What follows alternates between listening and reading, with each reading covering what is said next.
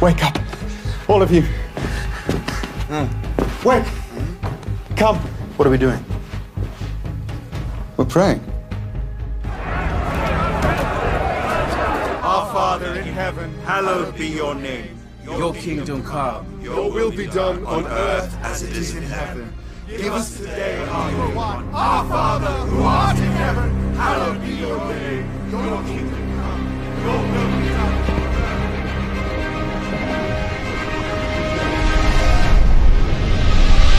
Give us today our daily bread, and forgive us our debts, as we have also forgiven our debtors, and lead us not into temptation, but deliver us from evil.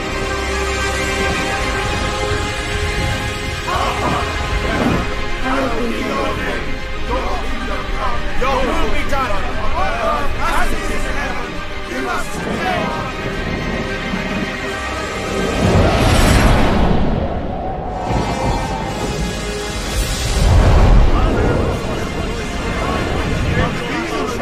Galabir Ardana.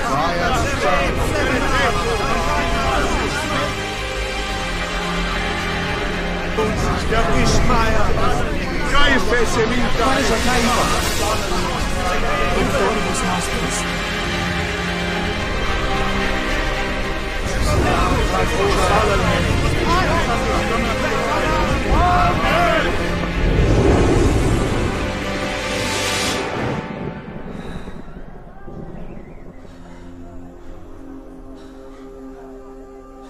Now we can leave this place.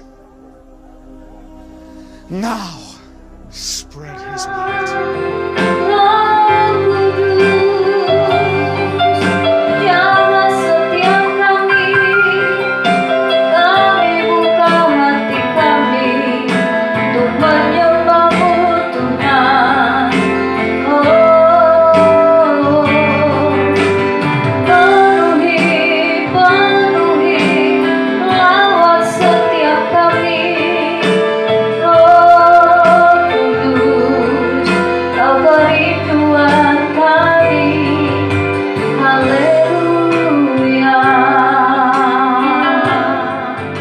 Yesus, kau kebenaran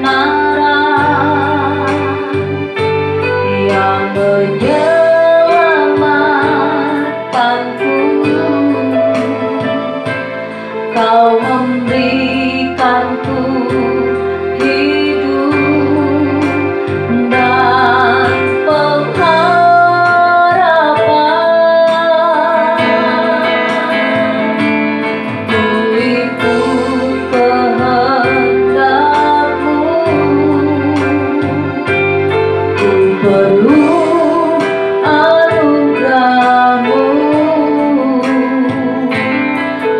nyatakan janjiku kepadamu.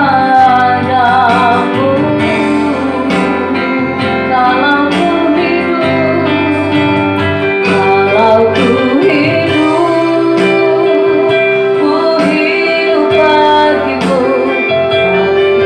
Aku tetap menyembahmu. Dunia tak bisa menjauhkanku dari kasih-Mu.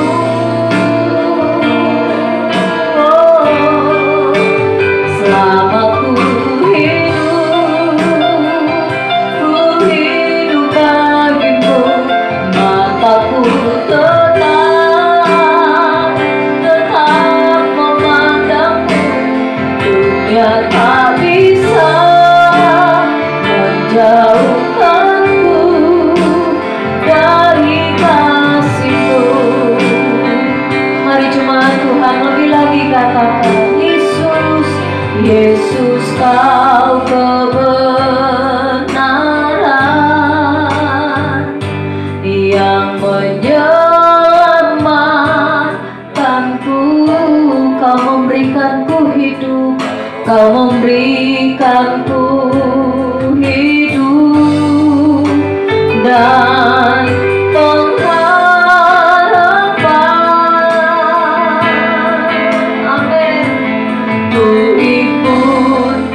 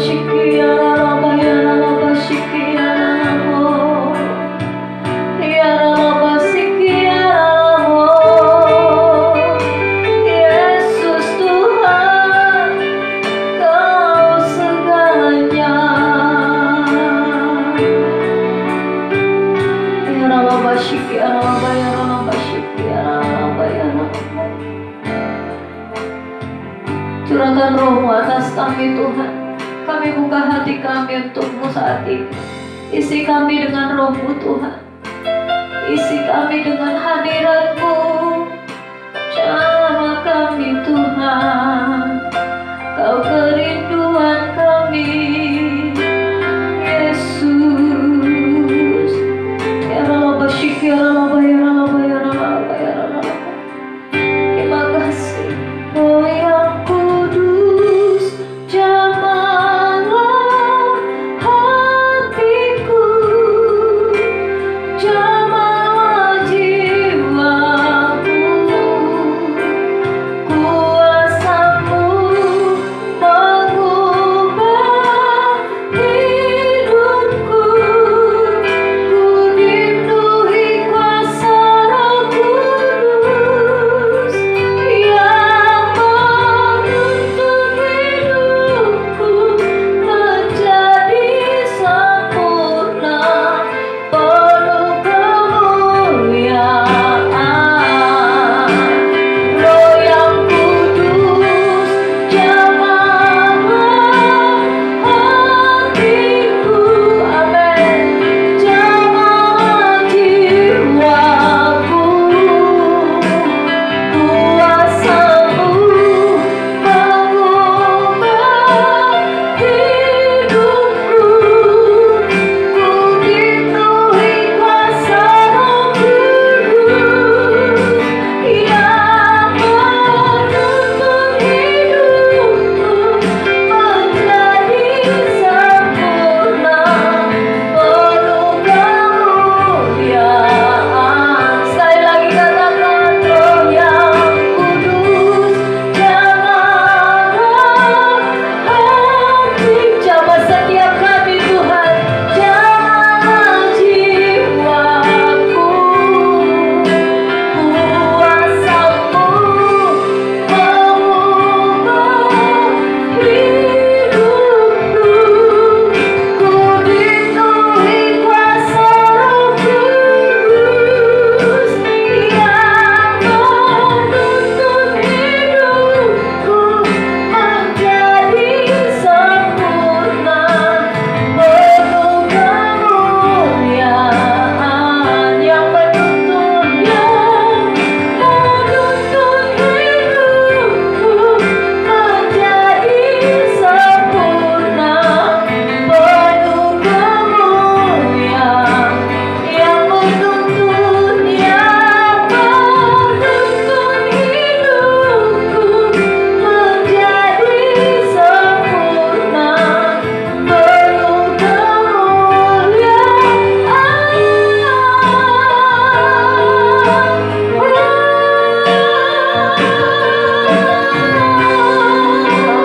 Terima kasih Tuhan.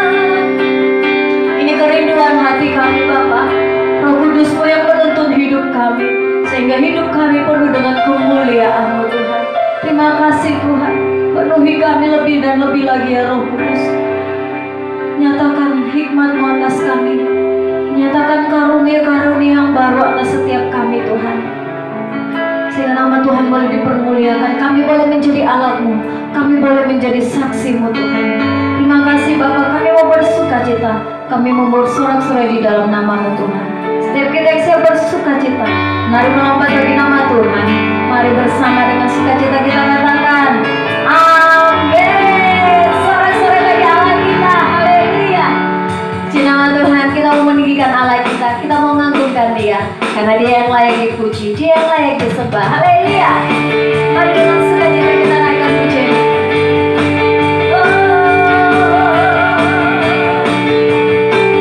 Mengadaskan dari segala sesuatu Tuhan dalam hidup kami.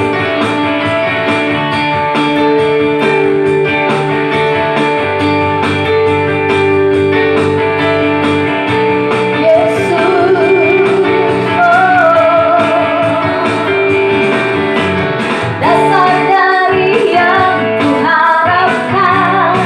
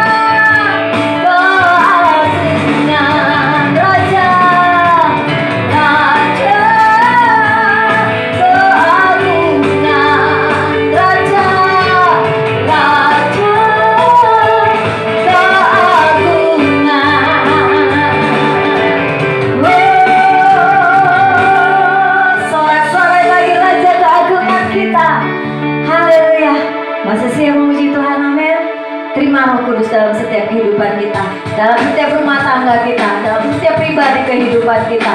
Mari dengan sukacita kita mau lebih lagi katakan pujian.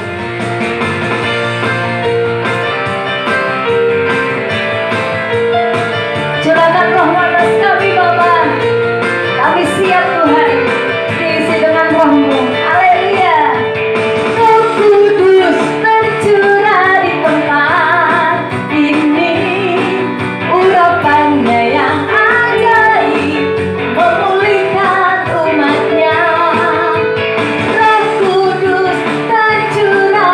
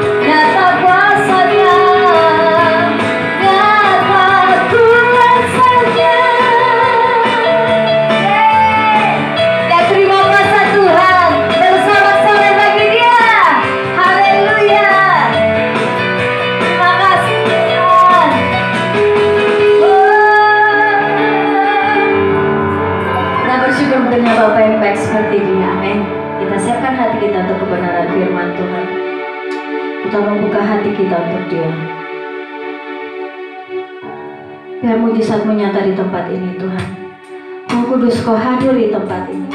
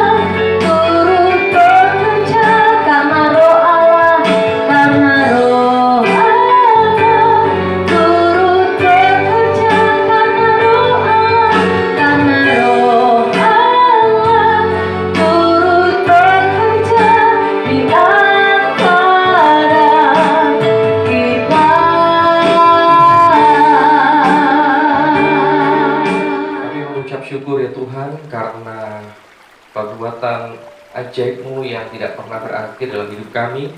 Engkau curahkan Roh-Mu, dan itulah yang mengerjakan perkara-perkara ajaib dalam hidup kami. Tidak ada yang mustahil bagi Tuhan, itu yang kami percaya. Dan pagi hari ini dengan penuh sukacita kami siap menikmati lawatan Roh Kudus di hari di mana kami memperingati Roh Kudus dicurahkan, hari Pentakosta. Berkarya Roh Kudus, kami buka hati kami sediakan tempat yang terbaik untuk Roh-Mu berkarya. Nyatakanlah Tuhan lewat firman-Mu, sehingga kami menjadi pribadi yang benar-benar merindukan dan mengalami karya Tuhan, karya Roh Kudus. Di dalam nama Yesus, kami sambut firman Tuhan. Haleluya. Amin. Shalom, saudara dikasih Tuhan. Saya percaya kita semua merindukan suasana yang penuh dengan sukacita, berkumpul seperti dulu. Tetapi hari ini karena kita yakini bahwa semua hari adalah yang terbaik, semua hari dijadikan Tuhan, semuanya baik. Nah, di hari Pentakosta, di mana kita memperingati Roh Kudus dicurahkan, apa yang menjadi pesan Tuhan pada pagi hari ini, saudara ya? Kita buka di dalam kitab Kisah Para Rasul pasal yang kedua, ayatnya yang pertama sampai yang keempat. Demikianlah bunyi firman Tuhan. Ketika tiba hari Pentakosta, semua orang percaya berkumpul di satu tempat. Tiba-tiba turunlah dari langit suatu bunyi seperti tiupan angin keras yang memenuhi seluruh rumah di mana mereka duduk. Dan tampaklah kepada mereka lidah-lidah seperti nyala api yang bertebaran dan hinggap pada mereka masing-masing. Maka penuhlah mereka dengan Roh Kudus, lalu mereka mulai berkata-kata dalam bahasa-bahasa lain seperti yang diberikan oleh Roh itu kepada mereka untuk mengatakannya. Nah, saudara, waktu Yesus terangkat ke sorga disaksikan oleh para murid. Sambil terangkat, Yesus berkata, "Aku akan datang lagi dengan cara yang sama seperti ini," dan dia berjanji, "Aku akan mencurahkan penolong," yaitu Roh penolong yang lain, yaitu Roh Kudus. Nah, hari pencurahan Roh Kudus atau Pentakosta pertama terjadi di kitab Kisah Para Rasul yang baru saja kita baca ini. Para rasul mengalami yang namanya kepenuhan Roh Kudus, mengalami yang namanya baptisan Roh Kudus. Dan akibat dari peristiwa itu, ketika Roh Kudus dicurahkan dan diterima oleh para rasul, kita bisa dapati cerita ini, yaitu mulailah terjadi banyak mujizat. Ada manifestasi kuasa Roh Kudus, ada aplikasi dari kuasa Roh Kudus, yaitu banyak mujizat dikerjakan melalui para rasul. Dan mulai lahirlah jemaat mula-mula. Terjadi pertobatan yang luar biasa ketika Petrus berkhotbah. Sekali khotbah 3.000 jiwa minta dibaptis.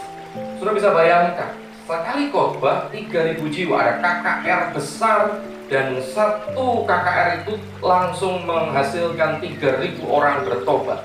Artinya hidup mereka berdampak. Tapi selain itu, akibat dari Roh Kudus dicurahkan, kalau saudara baca terus dari kisah ini, terjadi juga banyak goncangan di mana para rasul mulai mengalami aniaya.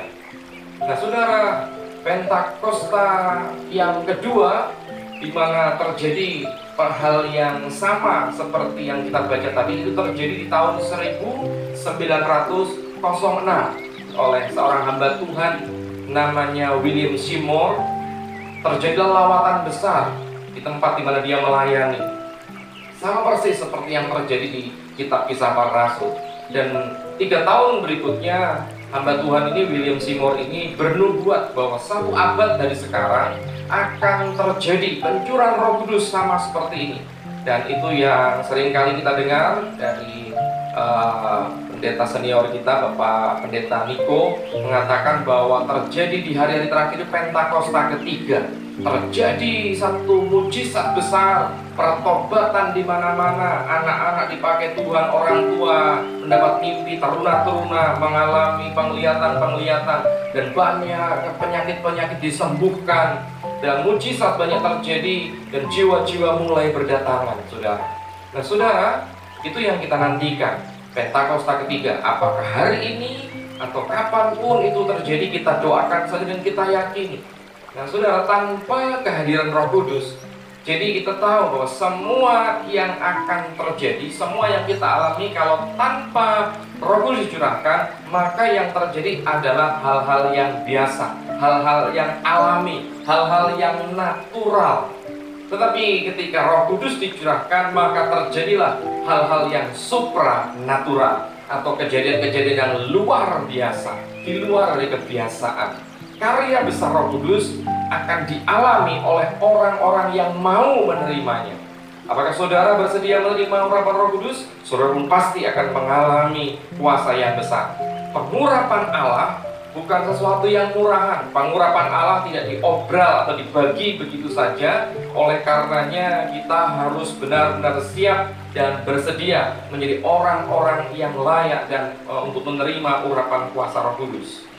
Saudara, sayangnya ada banyak anak Tuhan, ada banyak keluarga Kristen yang kurang memperkenalkan kuasa Roh Kudus kepada anak-anaknya atau kepada keluarganya, sehingga anak-anak mulai kecil terdidik menjadi besar itu lebih kenal kuasa roh iblis, roh jahat daripada mengenal kuasa Roh Kudus. Kalau kita seringkali tanpa sadar untuk berusaha untuk membuat anak-anak itu nurut, ditakut-takuti bahwa tempat itu gelap, awas ada hantu dan lain sebagainya. Kita lupa untuk menanamkan bahwa memperkenalkan bahwa ada kuasa yang lebih dahsyat dan tidak terkalahkan, yaitu kuasa Roh Kudus. Jarang sekali diperkenalkan kepada anak-anak sejak kecil. Dan tema firman Tuhan pada pagi hari ini yaitu mengenal karya Roh Kudus. Mengenal karya Roh Kudus. Kita tidak akan pernah mencintai kalau kita tidak mengenali. Bagaimana kita bisa mengenal kalau kita tidak mulai dekat? Ya. Nah, saudara, Roh Kudus adalah sesuatu yang dijanjikan, janji yang sangat penting, janji yang sangat penting. Sesuatu yang begitu penting, kalau itu kita mendapat sebuah janji yang menurut kita itu penting, maka kita akan berusaha terus untuk mempertanyakannya, menagihnya. Kalau menurut kita janji yang diucapkan, diberikan kepada kita itu sebuah janji yang sangat penting, kita akan terus mendekati orang yang memberi janji itu dan kita akan berusaha mengingatkan dia, ayo mana janjinya, mana janjinya. Itu kalau janji yang sangat penting. Nah, kalau kita memandang Roh Kudus itu begitu penting bagi kita, seharusnya kita pun terus menanyakan kepada Tuhan, memintanya kepada Bapa agar kita pun mengalami kuasa dari Roh Kudus. Kalau kita belum mengenali seperti apa Roh Kudus, maka kita tidak akan menganggap bahwa Roh Kudus itu sangat penting dalam hidup kita. Mari saudara kita belajar untuk mengenal lebih dekat Roh Kudus, pribadi Roh Kudus seperti apa, supaya kita tidak menolak kehadirannya dan selalu memberi tempat akan kehadirannya, bahkan selalu mengundang dia di dalam segala suasana. Yang pertama, saudara, Roh Kudus itu memiliki sikap yaitu selalu memberi kepastian. Roh Kudus itu memberi kepastian.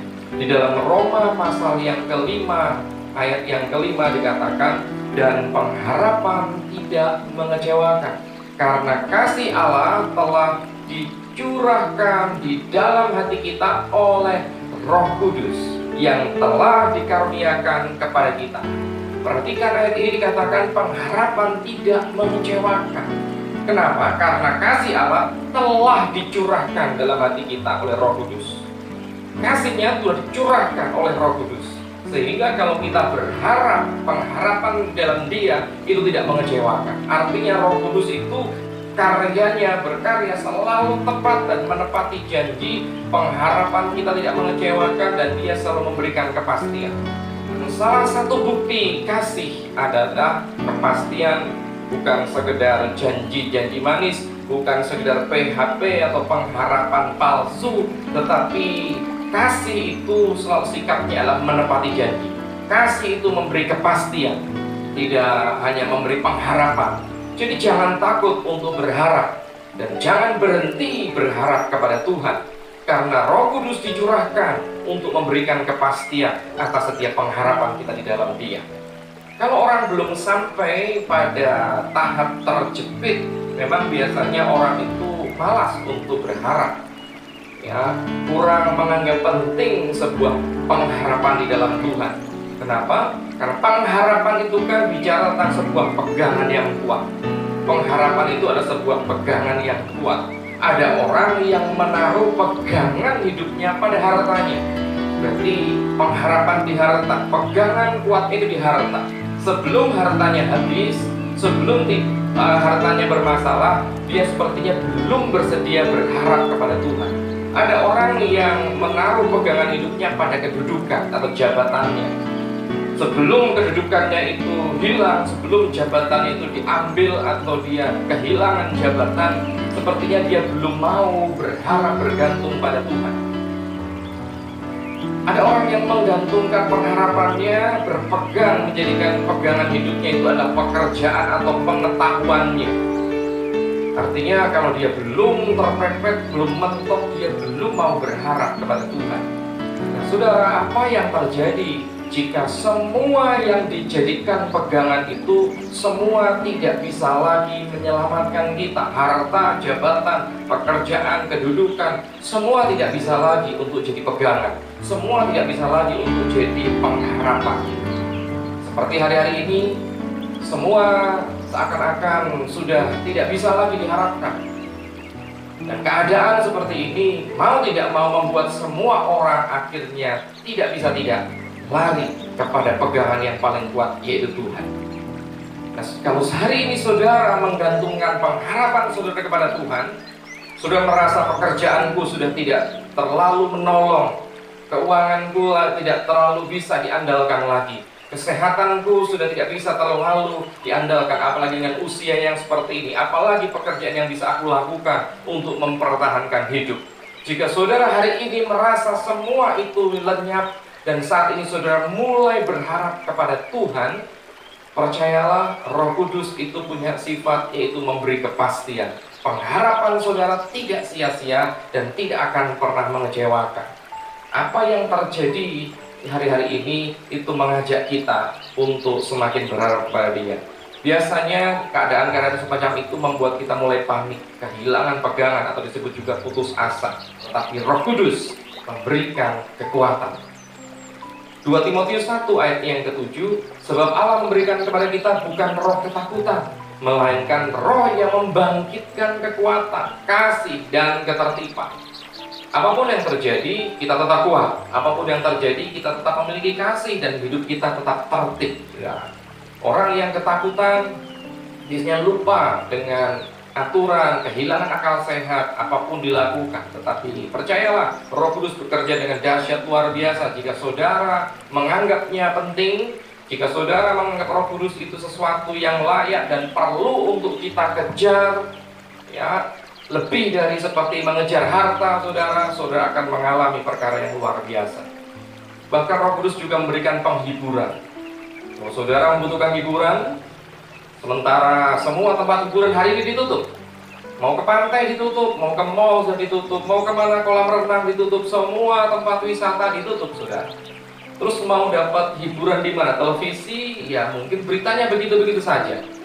Yohanes 14 ayat 26. Tetapi penghibur, yaitu Roh Kudus, yang akan diutus oleh Bapa dalam namaku, Dialah yang akan mengajarkan segala sesuatu kepadamu dan akan mengingatkan kamu akan semua yang telah kukatakan kepadamu. Nah saudara, Roh Kudus itu menghiburkan kita, mengingatkan kita akan pertolongan-pertolongan Tuhan yang pernah kita alami di masa lampau, yang selama ini mungkin bisa saja kita lupakan, tetapi Roh Kudus mulai mengingatkan kita kembali. Nah saudara, itulah sebabnya betapa perlunya kita mengenal pribadi Roh Kudus, karena kalau kita sudah mengenal, kita mulai mencintainya. Kalau kita sudah mulai mencintainya, kita pasti berusaha untuk dekat kepadanya, selalu mencarinya, selalu berusaha bersama Dia, dan tidak tempat bagi roh yang lain kecuali Roh Kudus. Itu harapan Tuhan kepada kita semua, karena Dia sudah dicurahkan untuk saudara dan saya, supaya kita bisa menerimanya. Percayalah, Roh Kudus itu memberikan kepastian. Nah yang kedua, saudara, Roh Kudus itu memberikan pengajaran. Roh Kudus mengajar. Yohanes 16 ayat 13 dan 14.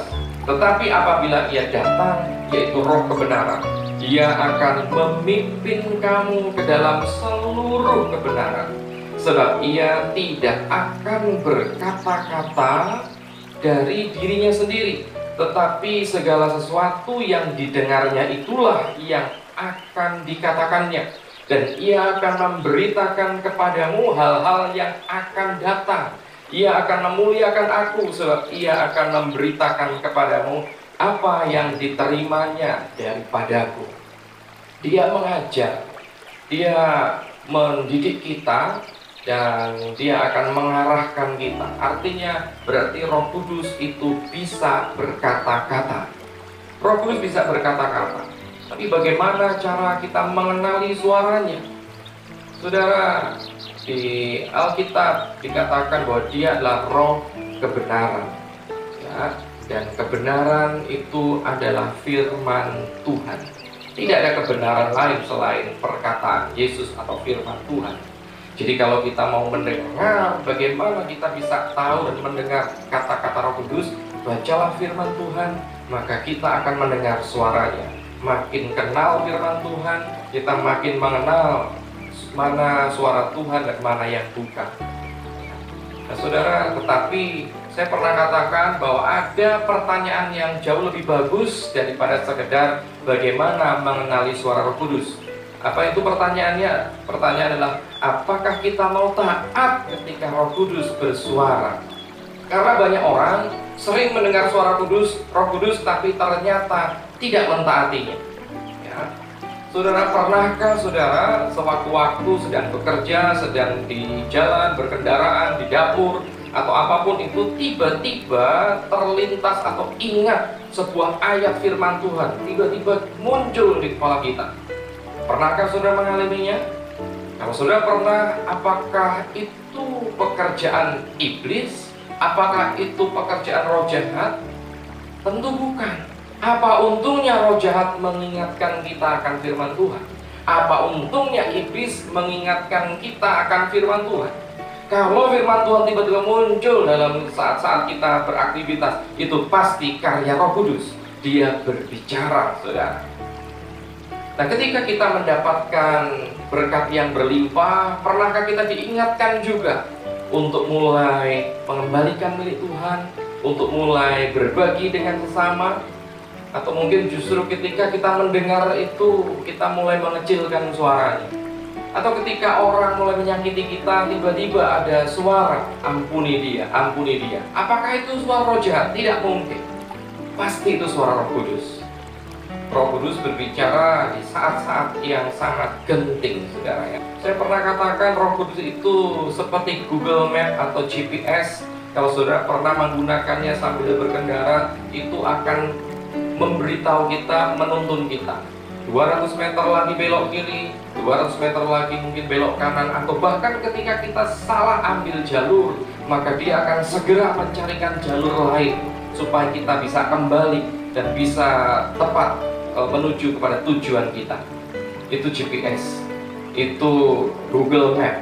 Kalau kita berjalan di jalan yang sangat lurus tanpa ada tikungan, di jalan tol mungkin 40 kilo, 50 kilo panjangnya, kalau tidak ada persimpangan apapun, tidak ada pintu keluar, dan memang kita hanya lurus saja, tentu GPS itu pun juga akan diam. Ya, dia tidak akan berkata apa-apa, kecuali kalau sudah mendekati pintu keluar, dia baru akan berkata siap-siap dan lain sebagainya. Nah, saudara, artinya tidak selamanya Roh itu berbicara terus. Ya. Jadi maksud saya, jangan saudara menuduh diri saudara sendiri, menghakimi diri sendiri. Kalau ketika tidak mendengar apa-apa, kita akan berkata mungkin Roh Kudus sudah meninggalkan saya. Belum tentu. Karena justru bisa jadi kita sudah berada di jalan yang benar, sehingga Roh Kudus tidak perlu memberikan arahan dan mengingatkan. Ketika kita mulai menyimpang, di sana dia mulai berkata-kata.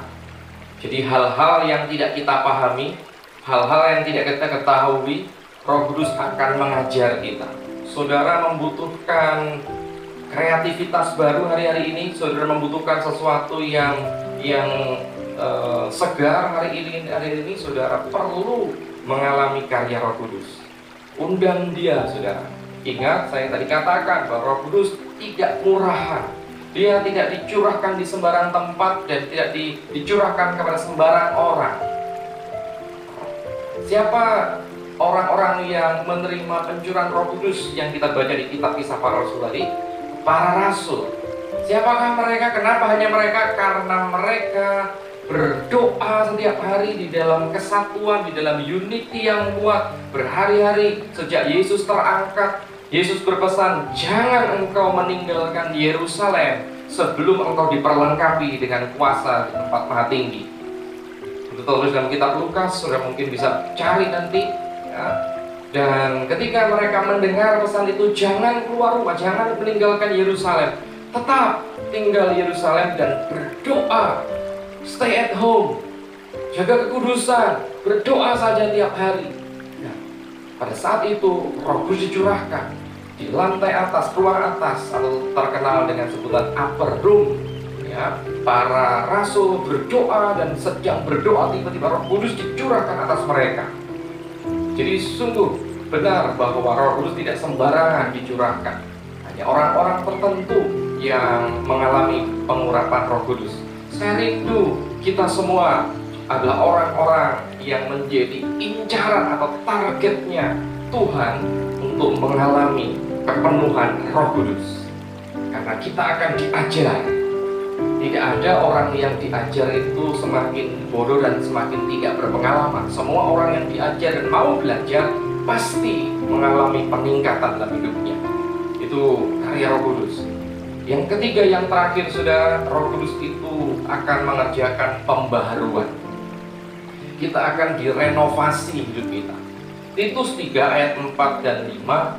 Tetapi ketika nyata kemurahan Allah, juru selamat kita dan kasih-Nya kepada manusia, pada waktu itu Dia telah menyelamatkan kita, bukan karena perbuatan baik yang telah kita lakukan, tetapi karena rahmat-Nya oleh permandian kelahiran kembali dan oleh pembaharuan yang dikerjakan oleh Roh Kudus.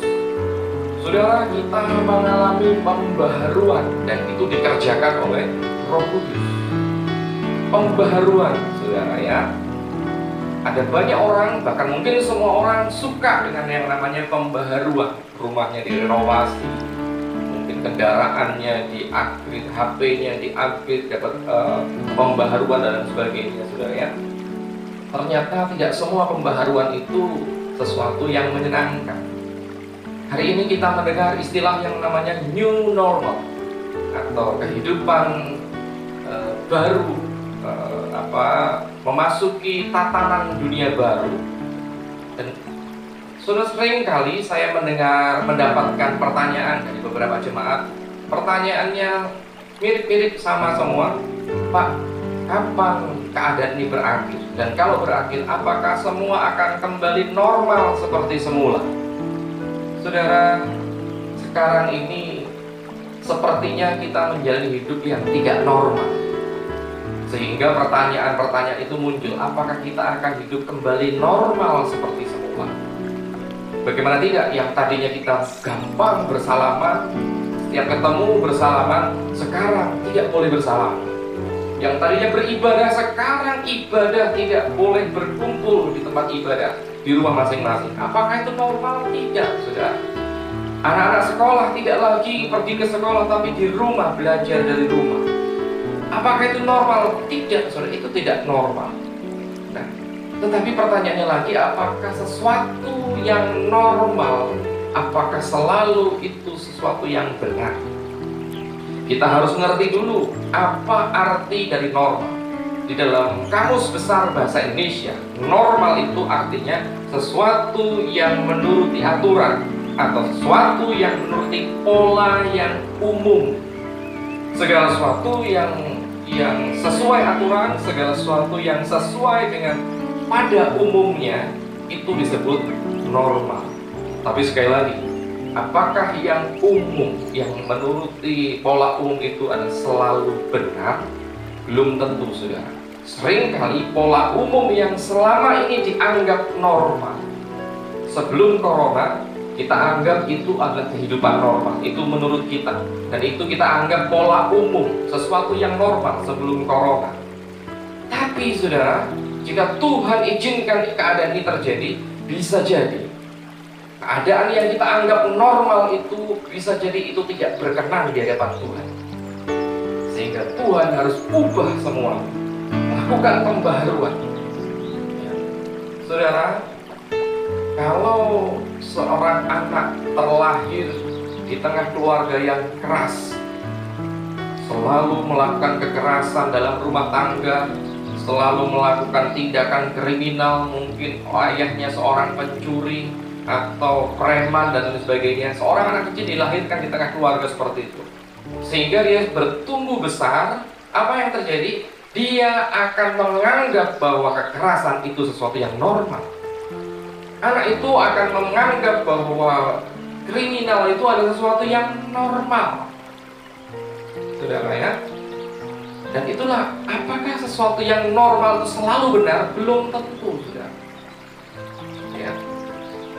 Keluarga yang memang tidak suka beribadah, anak-anaknya pun tidak mendapatkan bimbingan untuk beribadah, sehingga mereka menganggap tidak ibadah adalah sesuatu yang normal. Saudara, mari kita renungkan.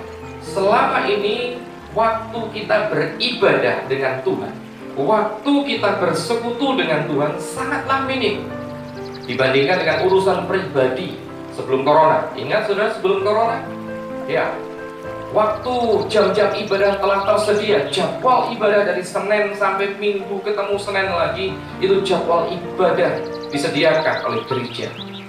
Tetapi seringkali ada banyak orang karena kesibukannya, karena kepentingan pribadi, sehingga mereka tidak datang beribadah. Bahkan mereka tidak memiliki ibadah di rumah atau mesbah keluarga. Pertanyaannya sekali, apakah itu normal? Jika itu normal yang menurut kita, tentu tidak normal bagi Tuhan. Itu tidak berkenan di hadapan Tuhan. Tidak ada mesbah keluarga. Apakah kita mau kembali ke zaman itu? Apakah kita akan kembali tanya, apa kita bisa nanti kembali kepada kehidupan normal seperti yang dulu? Apakah kita mau kembali seperti itu? Tidak ada ibadah di dalam rumah, tidak ada mesbah keluarga, tidak ada lagi hal-hal yang membuat kita dekat dengan Tuhan. Saudara, normal tidak selamanya benar. Pola yang berjalan secara umum itu tidak selamanya itu benar. Ya, saudara, kita ingat apa yang dilakukan Nuh dan keluarganya. Bagi Nuh dan keluarganya, mereka sedang melakukan perintah Tuhan.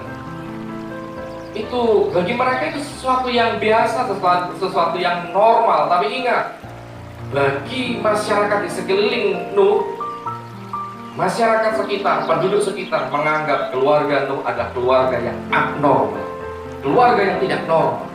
Kenapa? Karena tidak seperti orang-orang pada umumnya. Kenapa kamu bikin perahu besar di atas gunung lagi? Kamu nggak normal. Tetapi bagi Tuhan berbeda, saudara. Para rasul, kalau tadi kita lanjutkan kisah para rasul pasal 2 kita baca, ketika para rasul mulai mengalami kepenuhan Roh Kudus, mulai berkata-kata, berbahasa roh, mulai menari-nari, mulai berteriak, mulai berguling-guling, melompat, tertawa dan lain sebagainya. Bagi orang pada umumnya, mereka tidak normal, sehingga semua mulai beranggapan negatif, mereka sedang mabuk semua. Sudah dikasih Tuhan sedang melakukan sebuah pembaharuan. Kita harus siap untuk memasuki yang namanya new normal, ya. Saudara, pembaharuan seringkali menjadi kesukaan beberapa orang, tapi ada juga yang namanya pembaharuan justru menjadi sesuatu yang menghalangi.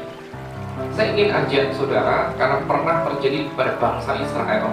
Di dalam Keluaran pasal 2 diceritakan bangsa Israel sedang mengalami tekanan hebat karena mereka diperbudak di Mesir.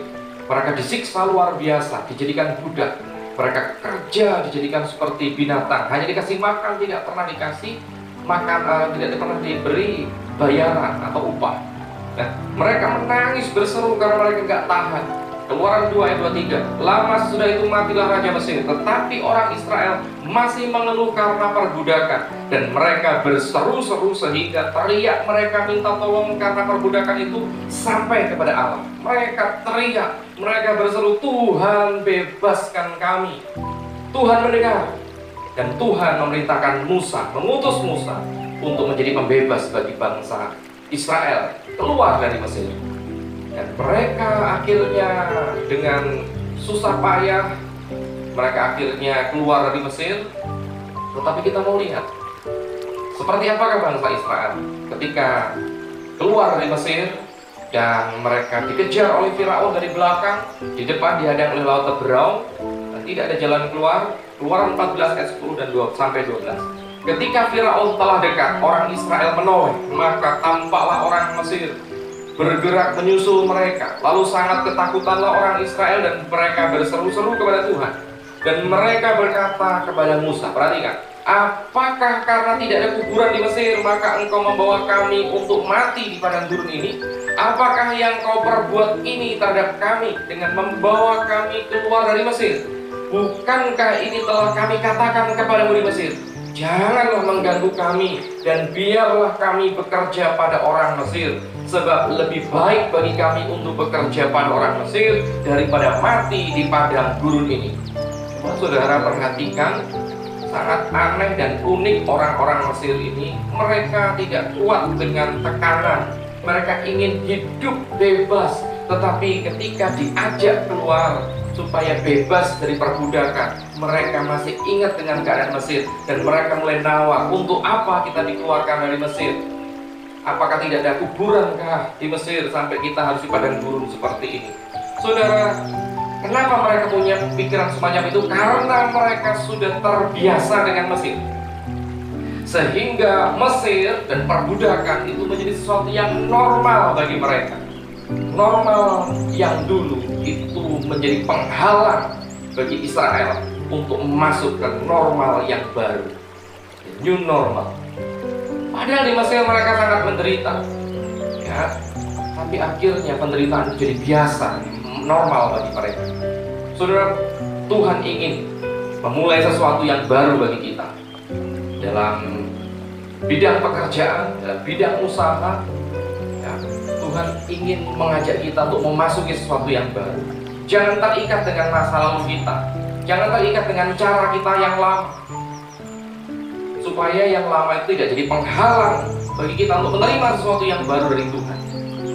Salah satu contoh saja dalam hal berniaga, berdagang, yang dulu bertatap muka sekarang harus dilakukan secara online. Caranya berbeda, dan itu sesuatu yang baru. Nah saudara, saya pun seakan-akan belajar sesuatu yang baru, karena biasanya berkhotbah di hadapan orang, sekarang khotbah di depan kamera. Biasanya berkhotbah langsung dapat respon, amin, haleluya, ada yang bertepuk tangan dan lain sebagainya. Tapi sekarang seperti ini, saya harus bisa menjalankannya. Sekalipun ini tidak mudah, tetapi saya tahu ini pembaharuan yang harus mau tidak mau kita lakukan. Nah, saudara kasih Tuhan, pembaharuan dikerjakan Roh Kudus, dan pembaharuan yang Tuhan kerjakan adalah pembaharuan yang membuat kita naik, bukan pembaharuan yang membuat kita turun, tetapi pembaharuan yang membuat kita tetap naik. Saya percaya saudara semua menangkap pesan Tuhan di hari pencurahan Roh Kudus ini. Saya percaya saudara akan menjadi jemaat yang semakin merindukan Tuhan, semakin dekat kepada Tuhan, agar kita diajak, agar kita dapat kepastian, dan agar kita mengalami pembaharuan. Tuhan Yesus memberkati kita semua. Amin. Mari kita tutup doa.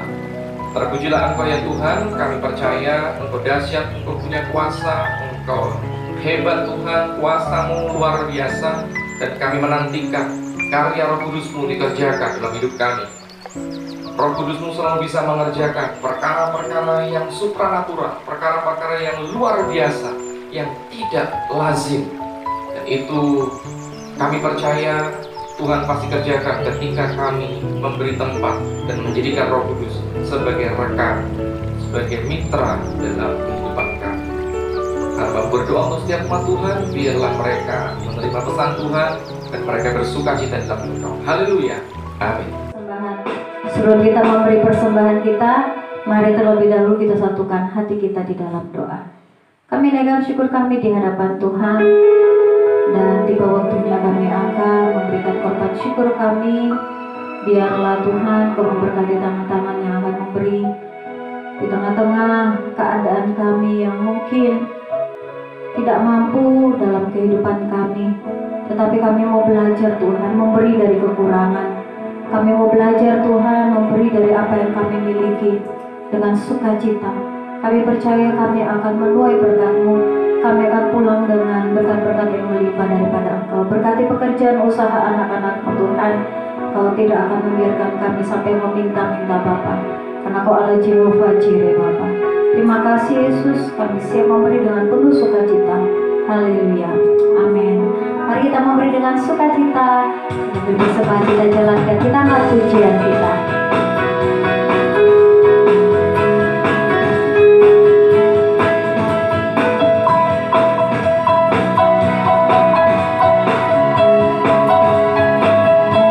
Katakan, ku masuk dalam hadirat-Mu. Ku masuk ke dalam hadirat Tuhan dengan nyanyian baru, membawaku dan ucapan syukur bagi Rajaku, memuji, menyembah, berdoa,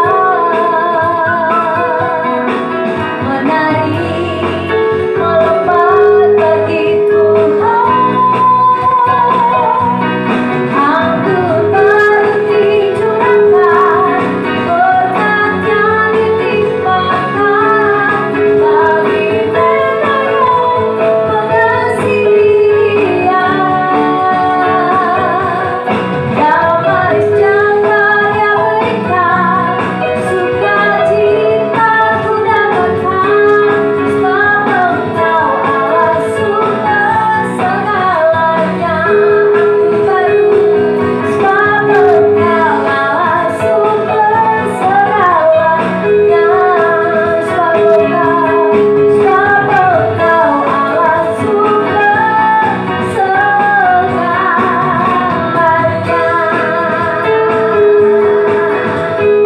Haleluya. Tuhan Yesus memberkati setiap persembahan kita, dan tiba waktunya kita akan mengakhiri ibadah kita pada pagi hari ini. Sebelum kita naikkan syafaat kita dan menerima berkat Tuhan, kita mengatakan pujian ini kepada Tuhan. Kuasa Tuhan terlebih besar, itu yang kita percaya, amin. Dia yang sanggup memulihkan, Dia yang sanggup mengadakan, dan Dia sanggup memberikan yang terbaik dalam kehidupan kita. Haleluya. Terima kasih Tuhan.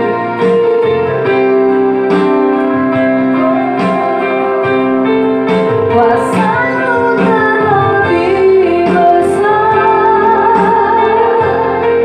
Tuhanku terlebih besar,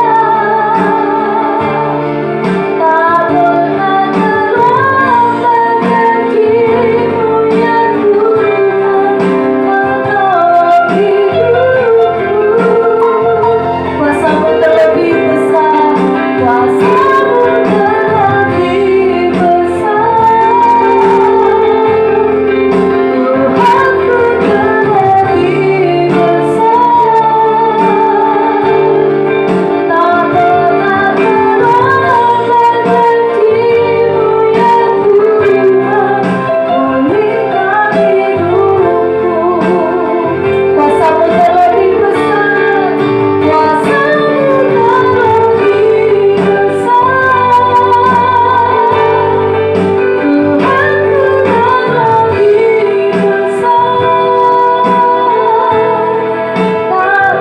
Tuhan menolong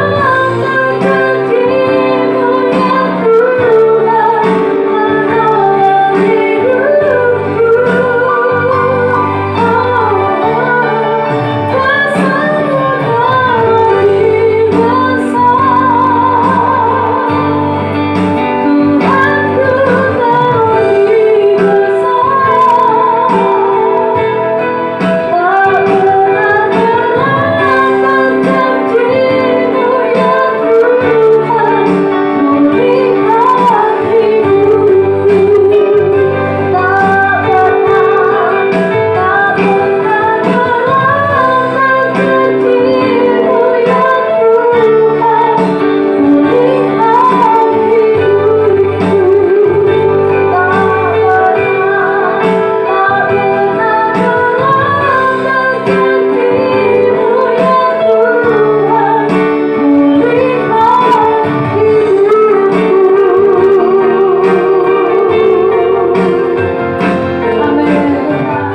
Kami percaya Tuhan, kuasa-Mu terlampau besar, dari kuasa apapun juga.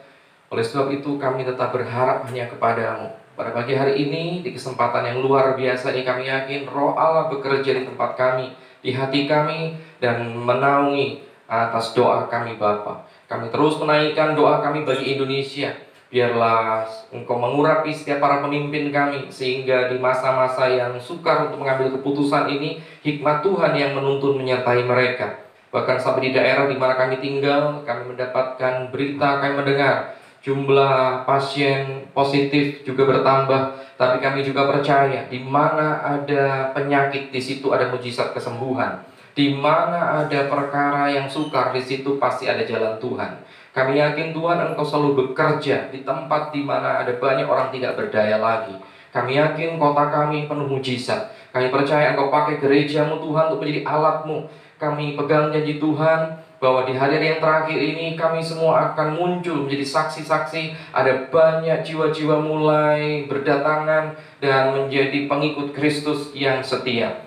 Ya Yesus Tuhan, hamba-Mu berdoa untuk anak-anak yang saat ini mengalami keadaan yang berbeda dari sebelumnya dalam cara mereka sekolah, biar mereka tetap bisa bertahan dan bisa menunjukkan hasil yang baik dari cara yang baru ini. Demikian juga untuk para kaum pria sebagai kepala keluarga. Engkau berikan mereka kesetiaan, kekuatan, penghiburan, sehingga mereka tidak akan pernah kehilangan semangat di dalam menjalani hidup ini, karena sesungguhnya Roh Kudus yang memberikan kekuatan, Roh Kudus yang memberikan pengajaran, Roh Kudus yang memberikan daya kreativitas untuk bisa membuat inovasi-inovasi, gagasan, ide-ide yang baru.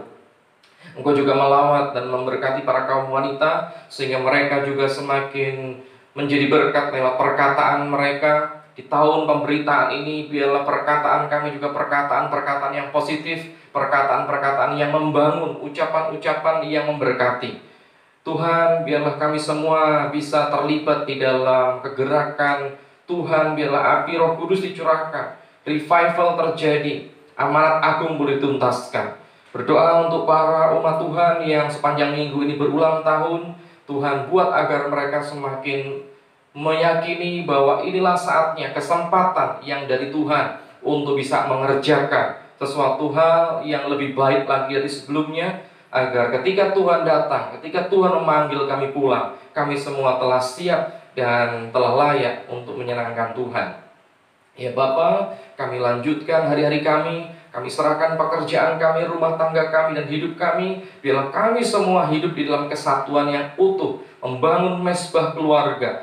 Rumah tangga diberkati, keluarga-keluarga melakukan mesbah doa, akan terus terpancar pujian penyembahan, korban syukur yang menjadi kesukaan Tuhan, boleh diperdengarkan oleh setiap rumah tangga anak Tuhan. Diberkatilah umat-Mu ya Bapa. Inilah seru dan doa kami Tuhan. Kami siap untuk melangkah bersama-Mu, hidup di dalam tuntunan Roh Kudus. Mari saudara dikasih Tuhan, bukalah kedua belah tanganmu dan siaplah untuk menerima berkat Tuhan. Terimalah saat ini berkat di dalam nama Bapa, Anak, dan Roh Kudus.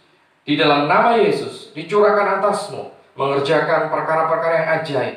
Engkau akan dituntun oleh kuasanya. Ada pengajaran, ada pembaharuan, ada kepastian di dalam Dia. Jangan engkau meragukannya, karena Tuhan selalu menyediakan yang terbaik, bahkan terus bertambah-tambah mulai saat ini, esok, sampai selama-lamanya. Di dalam nama Yesus, semua yang percaya diberkati Tuhan. Mari bersama-sama kita katakan amin.